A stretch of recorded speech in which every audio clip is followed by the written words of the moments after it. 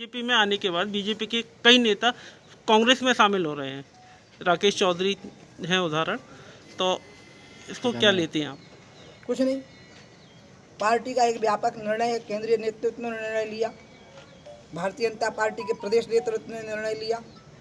और जब ज्योतिरादित्य गए भोपाल में, तो जिस तरह से पार्टी के कार्यकर्ताओं ने सड़कों पे आकर के उनका स्वागत किया, उसके बाद में मुझे नहीं पता है कि उन्हें क्यों छोड़ दिया। हो सकता है उनके निजी कारण रहे हों, टिकट के कारण रहे हों।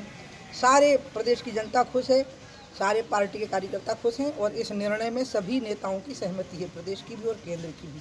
इसके साथ बात खत्म कर दें, क्योंकि मुझे व्यक्तिगत तौर पर बहुत मध्य प्रदेश की बहुत बड़ी लीडर हैं, तो 24 विधानसभा चुनाव के लिए आप अपनी क्या भूमिका देखती हैं आने वाले उपचुनाव में? कि आपका जब मैंने अपनी पार्टी से कहा कि देखो, मैं बहुत छोटी उम्र में राजनीति करने लगी थी, अम्मा के कारण ही हुआ था। आप लोगों को मैं बताऊं, मैं एक चुनाव हुआ था अशोकनगर में, उपचुनाव, मेरे ख्याल से 69 और 70 की बात, तुम तो पैदा भी नहीं होगे दादा तब की बता रही हूँ। तो उस समय पर भी मैं छोटी थी, 9 साल की, तो मैं जनसंघ का प्रचार करने गई थी, क्योंकि प्रवचन करती थी।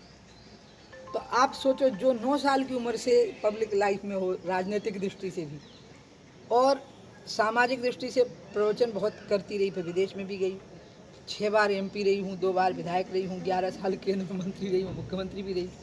तो मैंने 2-3 साल पहले तय किया कि मैं 5 साल संगठन में रहूँगी और मुझे कोई जिम्मेवारी नहीं चाहिए, संगठन में रहने की ही जिम्मेवारी चाहिए बस।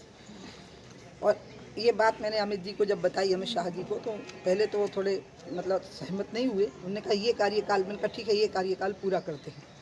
फिर उसके बाद ये तय हुआ और उन्होंने मेरे असम्मान किया और पार्लियामेंट बोर्ड में ही घोषित किया सम्मान के साथ में कि ऐसा तो बहुत कम लोग करते हैं जैसा दीदी ने किया है, और इसलिए उनका सम्मान करना चाहिए। और उनको मैंने कहा मैं 2024 का चुनाव लड़ूंगी, और इस बीच में आप जहां कहोगे मैं चुनाव प्रचार करूंगी, और संगठन में कोई जिम्मेवारी रहनी चाहिए। तो मैं राष्ट्रीय उपाध्यक्ष हूँ अभी, और चुनाव प्रचार में तो इतना जोर से भाग ली मैं, कस के, लोकसभा के चुनाव में।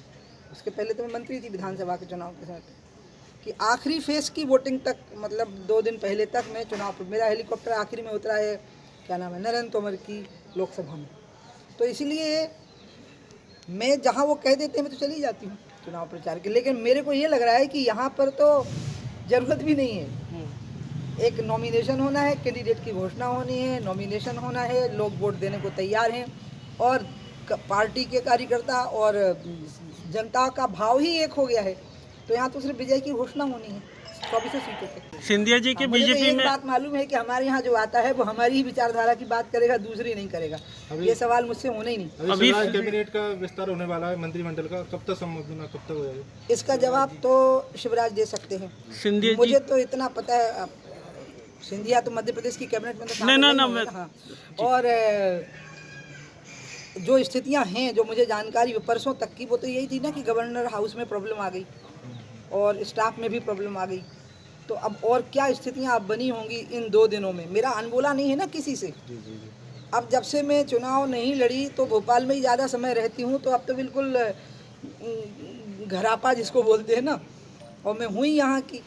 ये तो भगवान की दया है मुझ पर कि मुझे दोनों राज्य अपना नेता मानते हैं। मध्य प्रदेश के राज्य में भी मेरे नेतृत्व में चुनाव हो गया, उत्तर प्रदेश के राज्य में मेरे नेतृत्व में 2 चुनाव हो गए, 2012 का हो गया और 2017 का भी हो गया। योगी जी के मुख्यमंत्री बनने से पहले जिस नेतृत्व की घोषणा हुई थी, वो 4 लोग थे ना हम लोग, राजनाथ जी, मैं, कलराज जी और केशव जी। पार्टी की तरफ से अधिकृत घोषणा हुई थी, फिर हम सब ने ही तय किया कि योगी जी मुख्यमंत्री होंगे। तो इसलिए मेरे को तो दोनों ही राज्यों में बराबर रुचि रहती है, मैं पूरे देश के लिए भी काम आती हूँ। इस घटनाक्रम के बारे में मुझे पता नहीं है, लेकिन मंत्रिमंडल का विस्तार तो बहुत जल्दी होगा और कोई देरी नहीं उसमें होगी। सब तरफ की तैयारियां हैं, कोई टेक्निकल परेशानियां हैं जो अचानक उद्भूत हुई हैं, जो आप सब मुझसे ज़्यादा अवगत हो उनसे। लेकिन मैं एक बात और बताऊं, कोरोना से जो लड़ाई हुई है उसमें तो सबने काम किया, मीडिया ने भी बहुत काम किया, आम जनों ने काम किया, सामान्य वर्ग ने बहुत काम किया है, और अधिकारियों ने, कर्मचारियों ने बहुत काम किया है। बहुत डॉक्टर शहीद हुए हैं, बहुत पुलिस अधिकारी शहीद हुए हैं, पुलिसकर्मी शहीद हुए हैं, नर्सें शहीद हुई हैं, आम जन शहीद हुए हैं, काम करते करते, सेवा करते करते। इसलिए मंत्रिमंडल का विस्तार का इस समस्या से संबंध नहीं है। हाँ, ये है कि निर्णायक मंडल में जितनी मेजोरिटी की ज़रूरत पड़ती कोरम के लिए, उसको पूरा करना अभी बहुत ज़रूरी है। उस दृष्टि से समाधान निकल ही रहा था, थोड़ी सी अड़चन आ गई, बहुत जल्दी दूर हो जाएगी। अड़चन बड़ी टेक्निकल आई है, आप सबकी जानकारी में कोई छुपा हुआ तथ्य नहीं है, इसमें कहीं कोई दिक्कत नहीं है। मेरा मतलब यह है कि इस कैबिनेट के विस्तार में कोई पॉलिटिकल अड़चन नहीं है, जो आ रही वो टेक्निकल आ रही है।